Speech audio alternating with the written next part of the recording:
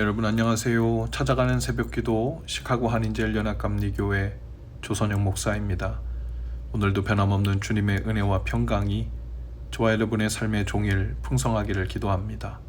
오늘 말씀은 요한계시록 6장 1절에서 8절까지 말씀입니다. 내가 봄에 어린 양이 7인 중에 하나를 떼시는데 그때 내가 들으니 내 생물 중에 하나가 우레소리같이 말하되 오라 하기로. 이에 내가 보니 흰 말이 있는데 그 탄자가 활을 가졌고 면류관을 받고 나아가서 이기고 또 이기려고 하더라. 둘째 인을 뗄 때에 내가 들으니 둘째 생물이 말하여 오라 하니 이에 다른 붉은 말이 나오더라. 그 탄자가 허락을 받아 땅에서 화평을 제하여 버리며 서로 죽이게 하고 또 큰 칼을 받았더라. 셋째 인을 떼실 때에 내가 들으니 셋째 생물이 말하되 오라 하기로. 내가 보니 검은 말이 나오는데 그 탄자가 손에 저울을 가졌더라. 내가 내 생물 사이로부터 나는 듯한 음성을 들으니 이르되 한 데나리온의 밀 한 되요 한 데나리온의 보리 석 되로다. 또 감람류와 포도주는 해치지 말라 하더라. 넷째 인을 떼실 때 내가 넷째 생물의 음성을 들으니 말하되 오라 하기로. 내가 봄에 청황색 말이 나오는데 그 탄자의 이름은 사망이니 음부가 그 뒤를 따르더라.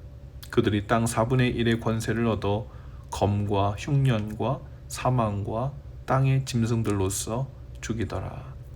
아멘. 이런 글귀를 만난 적이 있습니다. 하나님은 언제나 말씀하시지만 때로는 고통을 통해 속삭이신다. 우리는 흔히 하나님의 자비는 따뜻하고 평온한 상황 속에서만 드러난다고 생각하죠. 하지만 오늘 성경은 강력하게 말하는 듯합니다. 재앙 한복판에도 하나님의 자비는 흐르고 있다. 요한계시록 6장이 그 무겁고 무서운 일의 시작입니다. 어린 양 되신 예수님께서 7봉인 중 첫 4개의 인을 떼실 때 4마리의 말이 등장하는데요. 각각 흰 말, 붉은 말, 검은 말, 청황색 말이라고 했는데 정복과 전쟁, 기근과 죽음을 상징합니다. 먼저 주목할 것은 이 모든 사건의 출발이 어린 양의 손에서 시작되었다는 점입니다. 무작위적으로 그냥 쏟아붓는 재앙이 아닙니다. 하늘의 보좌에서 하나님의 주권 안에서 펼쳐지는 통치의 단계들이라고 볼 수 있죠. 이는 재앙조차도 하나님 손 밖에서는 벌어지지 않는다는 강력한 선언과도 같습니다. 2절에 나타난 흰말을 탄 자는 이기고 또 이기려고 나아갔다고 기록됩니다. 이기고 또 이기는 일이 겉으로는 승리처럼 보입니다. 하지만 그 안에는 다른 사람을 짓밟아야만 얻는 승리를 전제로 하죠. 우리가 사는 이 시대에도 우리는 종종 그런 종류의 모습을 성공이라고 우러러 봅니다. 남을 이겨야 누르고 나야 얻는 성취를 지독하게도 끝까지 붙들게 됩니다. 하지만 그것은 결국 자기 몰락을 부르는 흰 말의 길이기도 하죠. 둘째 인이 떼어지자 이번에는 붉은 말이 나타납니다. 사람이 사람을 죽이게 하는 분열과 폭력의 시대를 말하죠. 지금도 러시아와 우크라이나, 이스라엘과 팔레스타인을 중심으로 한 중동 전쟁의 위협 속에 살고 있습니다. 하지만 전쟁은 단지 국가 대 국가만의 일만은 아니지요. 우리 가정 안에도, 일터에도, 또 정치 안에도, 관계 안에도 날마다 일어나는 일입니다. 상대를 제거하고야 만족하는 인간의 본능적 야망은 결국 붉은 말에 휩쓸려 자멸의 길로 가게 되죠. 셋째 인에서 등장하는 검은 말은 기근을 상징합니다. 6절의 표현에 따르면 밀 한 돼 한 데나리온, 보리 석 돼 한 데나리온.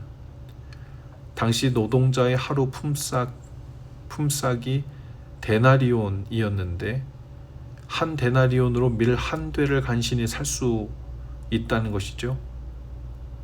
밥 한 끼조차 해결하기 어려운 극심한 인플레이션으로 인해 끔찍하게 된 경제 상황을 의미합니다. 하지만 놀랍게도 이어지는 말씀은 그러나 포도주와 감람류는 해치지 말라. 이는 완전한 파괴가 아닌 제한된 심판, 즉 하나님이 여전히 생존의 통로를 열어두신다는 뜻이지요. 마지막 말은 사망 그 자체입니다. 청황색, 즉 병든 죽음의 색을 의미합니다. 요한계시록 6장 8절은 이렇게 말합니다. 그들이 땅의 4분의 1을 죽이더라. 여기서 우리가 주목해야 할 것은 전부가 아니라 4분의 1만을 향한 뜻을 구하며 남은 4분의 3, 이것은 하나님이 여전히 멸망을 유예하고 계시다는 뜻이죠. 재앙 속에서도 하나님은 멈추시는 분이십니다. 모든 것을 파괴하기 전에 항상 기회를 먼저 남기시고 완전한 종말이 오기 전에 항상 돌이킬 시간을 허락하시죠. 하나님의 자비는 재앙보다 늦게 오는 법은 없습니다. 오히려 항상 먼저 와서 기다리고 있지요. 재앙은 우리의 무관심과 자만을 깨우는 알람과 같습니다. C.S. 루이스는 이렇게 말했습니다. 하나님은 우리의 쾌락 속에서는 속삭이시고 우리의 양심 속에서는 말씀하시며 우리의 고통 속에서는 소리치신다. 고통은 깨어나라는 하나님의 메가폰이다. 사랑하는 여러분, 흰말, 붉은 말, 검은 말, 청황색 말이 뛰노는 이 세상 속에서 또 오늘 하루의 우리 인생 속에서 우리는 여전히 자비의 기회를 붙잡을 수 있습니다. 우리는 여전히 말씀을 가까이 하고 주의 뜻을 구할 수 있고 또 기도할 수 있고 돌이킬 수 있죠. 하나님은 완전하게 멸망시키시는 대신에 먼저 멈추시고 기다리시고 지금도 초대하고 계십니다. 재앙 속에도 여전히 하나님의 자비는 여전합니다. 그 자비의 문이 닫히기 전에 그 사랑의 은혜를, 그 기회를 붙잡으시기 바랍니다. 그것이 오늘 저와 여러분이 드릴 수 있는 가장 아름다운 하나님을 향한 우리 믿음의 응답이 될 줄로 믿습니다.